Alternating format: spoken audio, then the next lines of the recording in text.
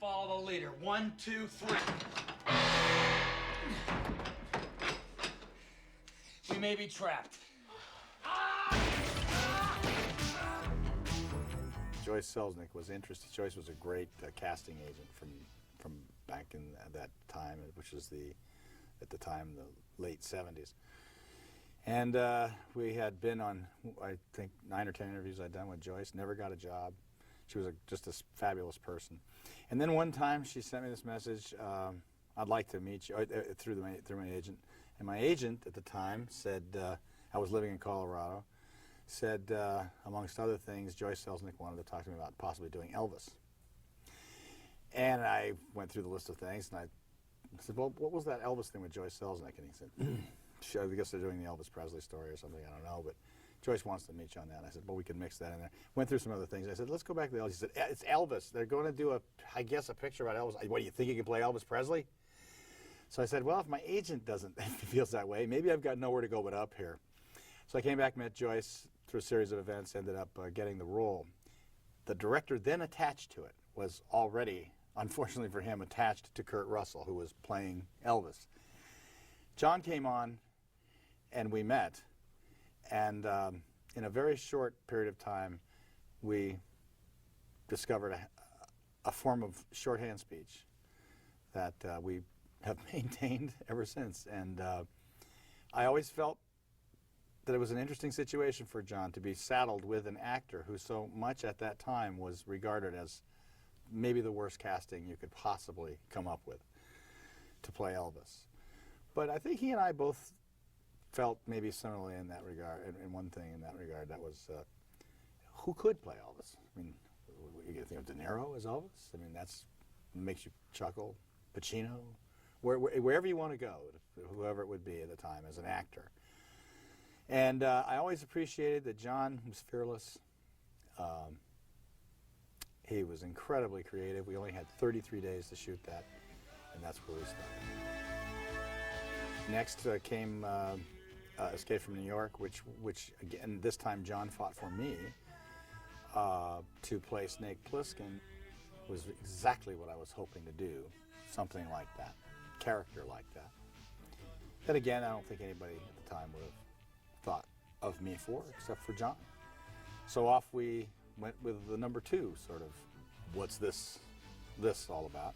And once again, John was incredibly fearless and just young and having the time of our lives, just enjoying what we were doing so much. After that was, some time went by, and John was going to do the thing.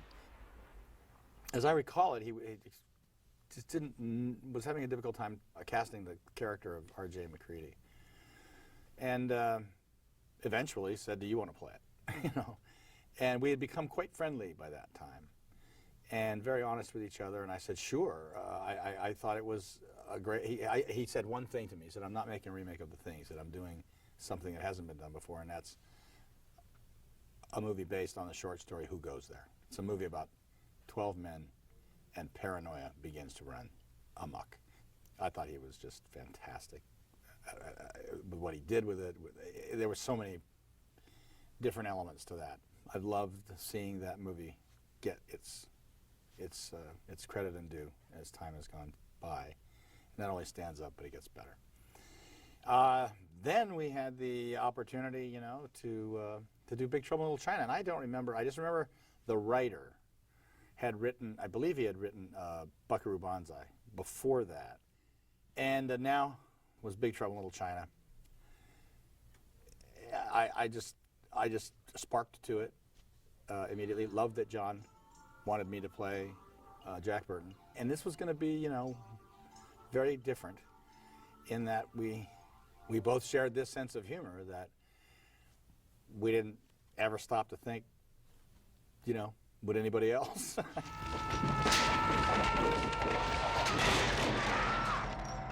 remember, you know, thinking very much about the fact that the behavior of the lead character, Jack Burton, and the sidekick character, could be flip-flopped. In that the Chinese guy could be the cool guy, and the American guy thinks he's cool, thinks he's on top of it and together, and is just always a step behind.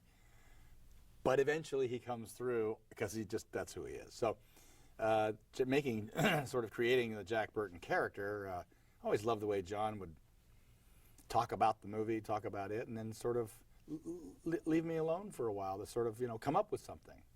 And never felt any pressure there, but I always felt a great sense of an opportunity for me to come through for him, to try to be creative and find a character that was true to what would make this movie play well. No question, just get out of here, Jack, get out of here! I personally always thought Jack Burton, as I actually wrote it on my script, sort of a cross between Jack Nicholson and John Wayne in my mind. He had a sort of a wise guy part of him, sarcastic part of him that was sort of Jack Nicholson-ish in some of the roles he had played. It sort of made me think of that person.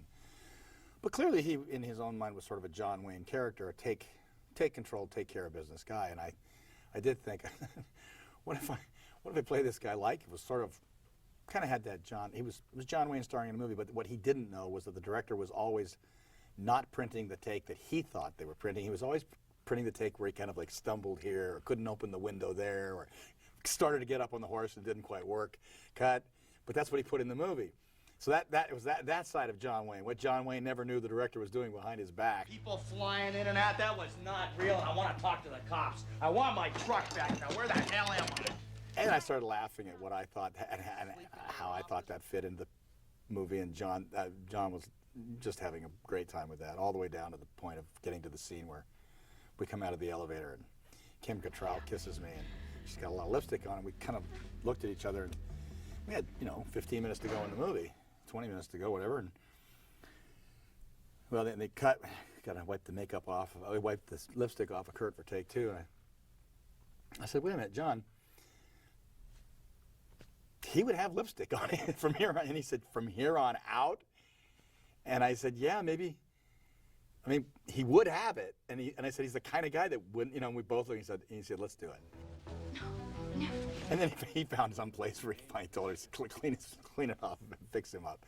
But it was always a sense of not pushing each other, but looking at each other and going, "Doesn't that fit? Isn't that right? Isn't that right for what we're doing?" Even though it's like one of those cardinal rules. The guy does not pull back and have, he's trying to be the cool leading man guy. He's in that situation. Loved that John. It was a 10-second. Yeah, it's good. Let's do that. You know what old Jack Burton always says at a time like this? Who?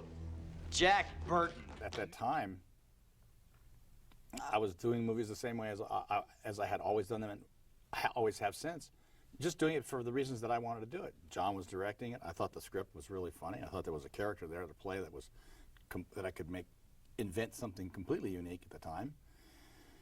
And in all fairness, it did. I mean, that was the first time that kind of character had been played that way, and the director allowed it.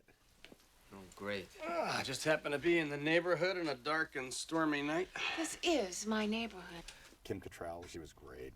She understood the energy. She understood that was a much tougher character in a way to sort of embrace and totally get.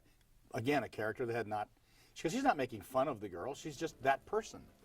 The same was true for Kate Burton. They just got it. W.D. Richter had a style. John loved it. I read it, loved it. Those girls read it, loved it. They got it. They got what was fun about these characters who, at the time, hadn't been presented. You just couldn't find it in a movie like that. And all the way through it, the whole cast. I don't think he's gonna stop. A lot should be said about Dennis Dunn here, because in fact he carried a movie, and he carried it well, and probably didn't have the opportunity to do that, and probably had few opportunities since. But yeah, I mean everybody, I mean all the three guys, Rain, Thunder, and Lightning, or whatever, fantastic. That's some of the great. Come on, let's face it, that was some of the greatest karate stuff ever in a movie, and it was done a long time ago with a lot more primitive tools at hand, and those guys were great. all that stuff was fantastic. Created a problem for me and John, because at that point we really finally did say, well, what are we going to do with Jack? I said, yeah, the truth is that this stuff is the kind of stuff that this like chopped sake stuff that he just, please. But they're better than he thought, and that led us to a moment where we're coming into the fight, the end fight, and John said, got any ideas? And I said, the only thing I can think of is to take him out of it. And he said, I can't take you out of the fight. I said, but I don't mean it that way. I said, I mean, what if he gets all excited and kind of accidentally fires this thing off? And that was a mistake. Before the cement comes down and hits him in the head and knocks him out.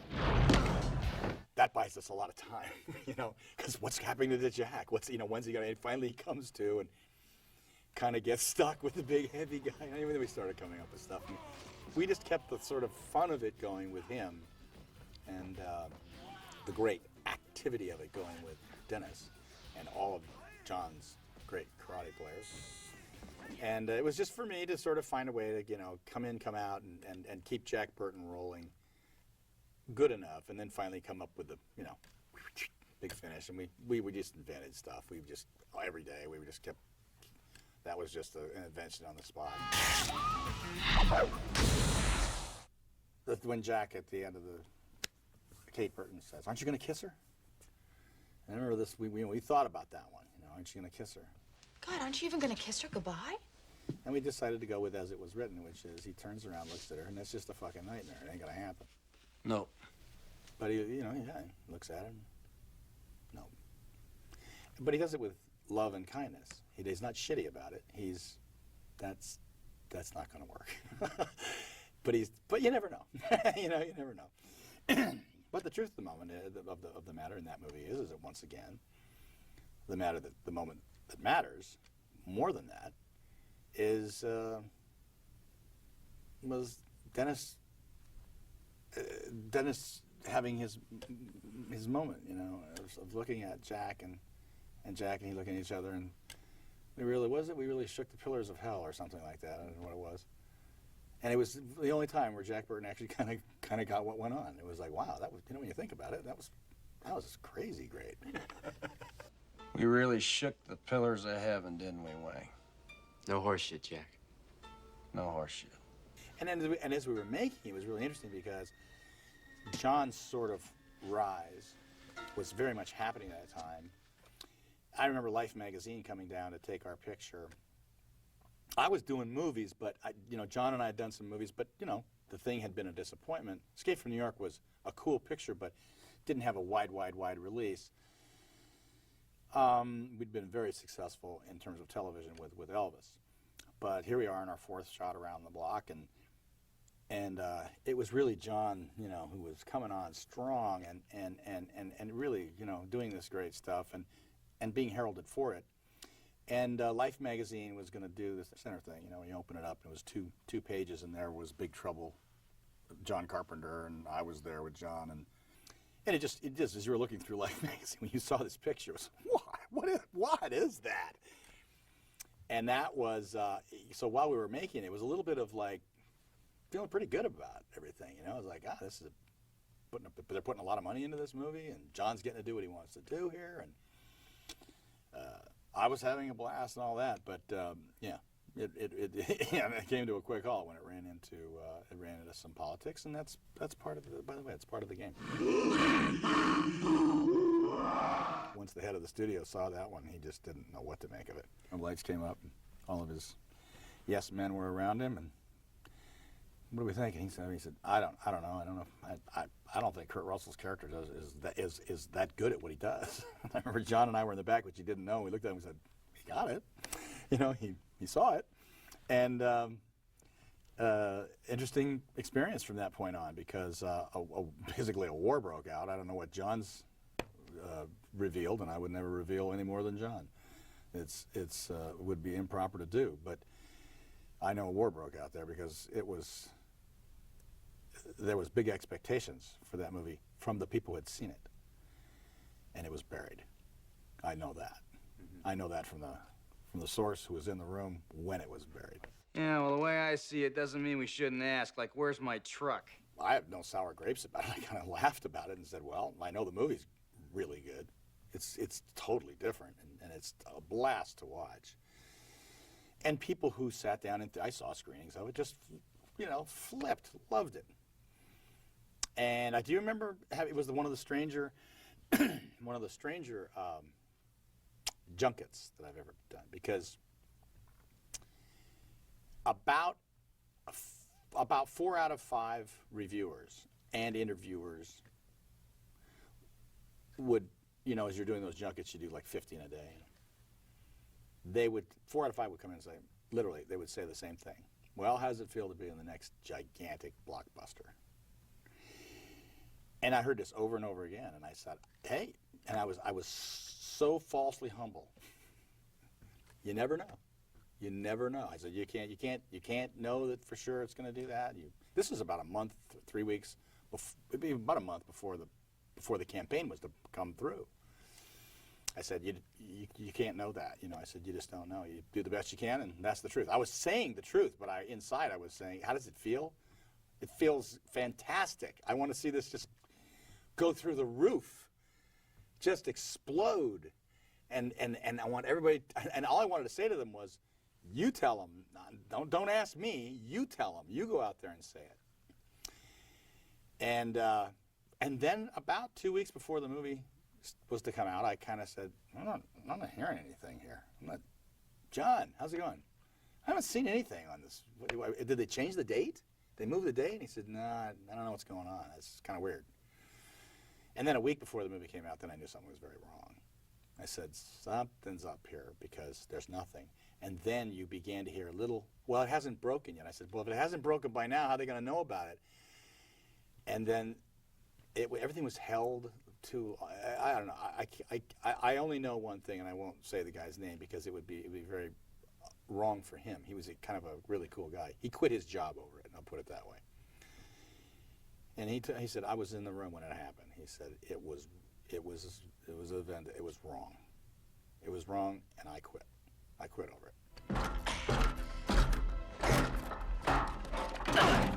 You okay, Jack? 3 days before that picture was released, you couldn't find it. You didn't know where it was. And the release campaign they had was sabotagical. That's all I can say. It was insanely bad.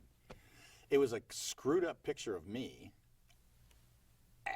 First of all, I wasn't a big enough star to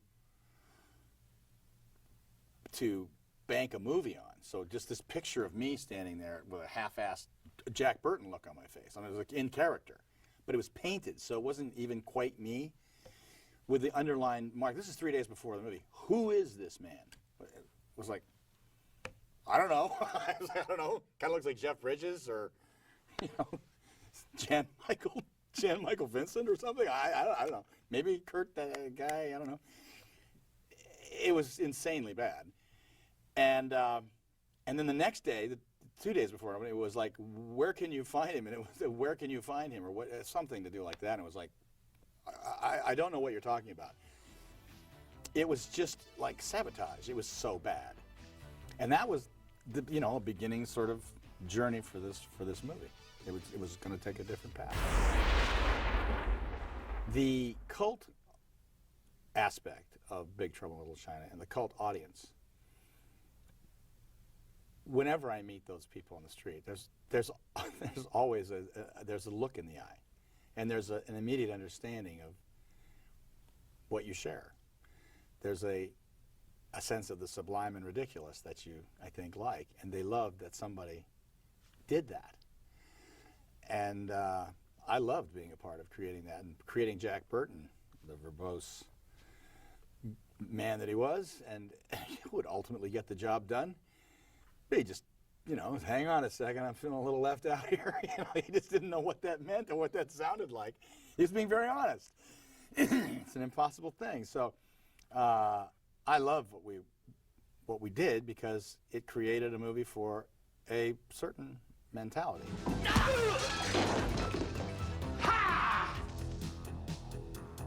There's a great pleasure in doing things the way you want to,